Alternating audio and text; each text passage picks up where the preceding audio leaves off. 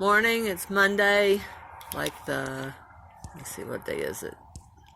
The 26th of October, 2020.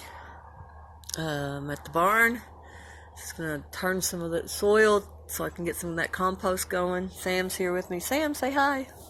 Say hi. There's that way I can tell. That's a hi. Yes. And I just thought I'd make a quick video. I'm gonna work on tidying things. I worked on learning how you can make. I learned this morning you can make an olive oil lamp by putting like a little metal cap, fill it with salt, fill it with olive oil. You want high quality because it burns nasty. Like really low quality oils burn really nasty. But then you put a little cotton ball on top. Let a little half of it soak with oil, and the other half has to be a little bit dry, maybe just a little bit of oil on it. And you have to experiment with getting it to light because it likes to burn out before it catches the oil.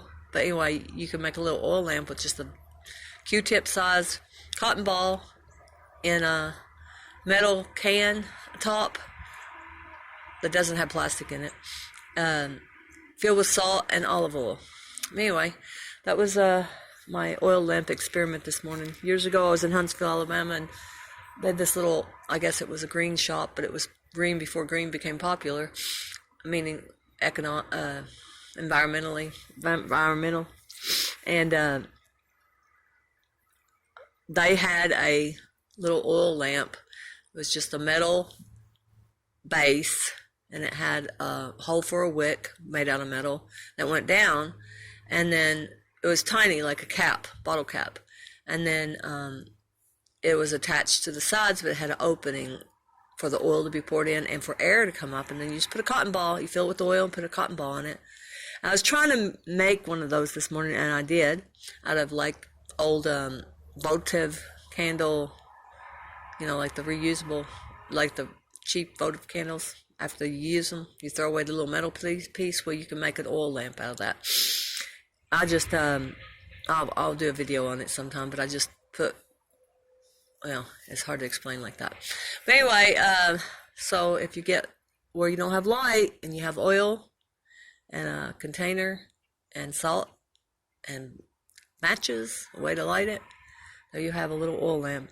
But I will say, oil lamps suck up the air in the room. And after a while, the room does smell bad, but in a pinch, you're going to want that. Not to smell bad, but you're going to want a light, and just learning that as part of my survival, physics of survival.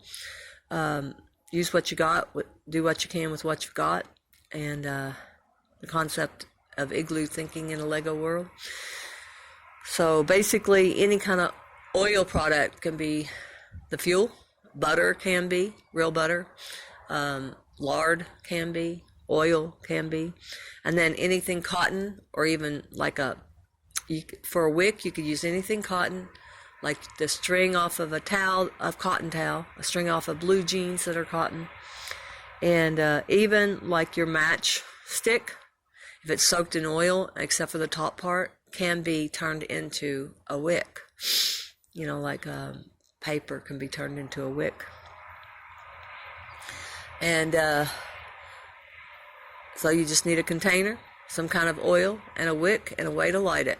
And there you go. That's the principle of a candle, or like a light, like a candle lamp or whatever. Sorry for rambling. I'm a little bit unstructured. I've been sick, sneezing for 4 days straight. It's been miserable. I've been casting out the devil. Like, spirit of infirmity, you have no authority here. In the name of Jesus, get out. And it actually does move, but I get tired of doing it, so it goes and then it comes back. So, anyway, so I'm going to be just cleaning and making bread this morning. I made some yeast bread for pizza dough yesterday, and I didn't feel like cooking it because I had the oven is in the van now, and so to cook, I have to sit in the van. I didn't feel like sitting in the van because I am not running that oven in the van without constant supervision. That is a danger, and the van would come up. That would be terrible. So I'm making bread. I'm going to make a cheese bread, and I'm going to make pizza bread, and then put them in the freezer and then pull it out as need. If you make a yeast dough bread and put it in the freezer and you cut off a slice, then you can brown it and put pizza sauce on it, spaghetti sauce, cheese, and make an instant pizza.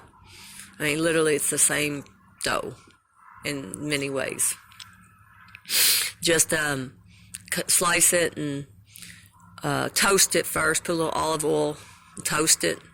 Put little spices on the oil, garlic and Italian seasoning, oregano, basil, whatever you like.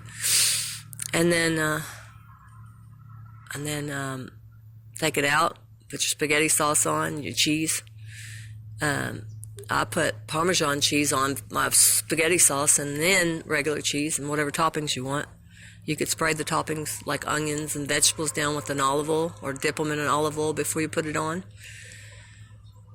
If you're going to cook it long like that, you don't want your bread cooked too long before you put the toppings on it, or it'll burn the crust.